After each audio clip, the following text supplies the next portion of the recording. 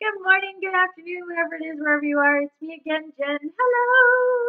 And I was asked recently a couple of questions about the book for the Star Spinner Tarot, which is the tarot deck that we are playing with all month long, and whether or not it had any stories in it. And it actually does not. Unlike some of the other decks that we've looked at, especially the Tarot of the Divine, it doesn't have any fancy stories. But I will say that I do know, at least from a couple of these cards, they are probably tied to some traditions and mythologies of a more Far Eastern sort of variety. But I'm not that up on those. So if you are, please let me know because I definitely want to dig into some of these, especially the one we have today, which is the 10 of Swords. So it's pretty clear that this is a 10 because we've got the X up at the top and we have the swords all throughout this. So definitely swords. It says swords at the bottom. And I know the font is really tiny on this. Somebody else mentioned that. But the bird on here is like either a phoenix or a peacock or something of that nature. And there's a single star up here. And I feel like there's definitely some mythology that is surrounding this card. So if you know or have any idea, please let me know. I would love to know as well because sometimes I get these and I'm like, I kind of feel like there's some story behind it and I'm not sure what it is.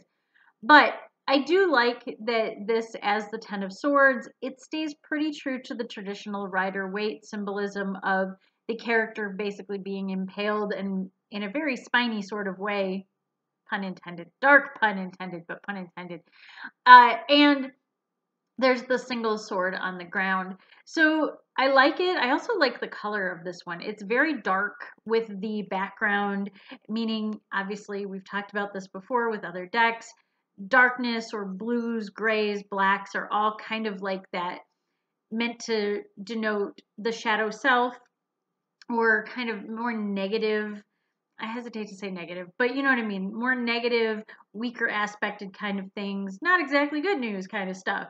So I do like that. I also really think it makes it pop with the bright yellow bird on here, that even though it is a peacock, they've chosen to do like a golden bird, which is why I kind of feel like it might be a phoenix, which is also why I like it because I feel like the phoenix would be an excellent bird to use for the 10 of Swords. Because while the 10 of Swords is an ending card, obviously all 10s in the minor arcana represent kind of the end of the story. With the 10, it's not a very happy ending, but it being a phoenix, it does represent the other half of this card, which is you're kind of hit rock bottom, so the only place you can go is up. So with the phoenix, yes, it has died, the bird has died, but we know the story of the phoenix at least. They rise again from the ashes. So I like this as the 10 of Swords because I do feel like it gives the person who gets this card, myself included, when I've pulled this card, where it's like, okay, you're at the bottom, so there's nowhere to go but up. So you might as well just, get up and try again. I mean, probably after you pull all the swords out of your body. But I do like this for that. If it is not a phoenix and it's just a peacock, well, I guess that symbolism is lost. But I would like to read it that way. And I know that if I do any readings with this card, that's probably something I will lean on with the symbology when I'm talking to the person who may draw this card and go, oh, that looks really bad. I don't want to know what this is. I'm like, well, hey, there's always tomorrow. There's always a brighter day after this. You kind of have a chance to start over after this. It's rock bottom. And that is very much the representation of the 10 of Swords is you've hit rock bottom. It is over. The story was hard.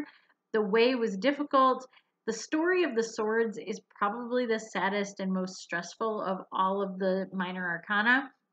So seeing this card and feeling like maybe you've had a lot of struggles or maybe you've gone through a lot and now it's over. At least that's done.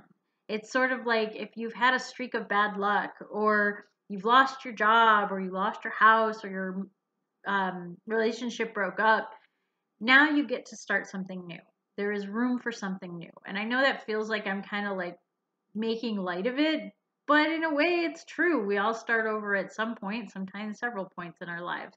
So I like that. I like this card for a ton of different reasons, especially if it's a phoenix. So if anybody knows that story, please let me know. And as always, if you're interested in these cards or the videos that I'm doing, go ahead and subscribe. I actually am kind of interested to see how many people I actually get to follow these things. Sometimes it brings me small joys.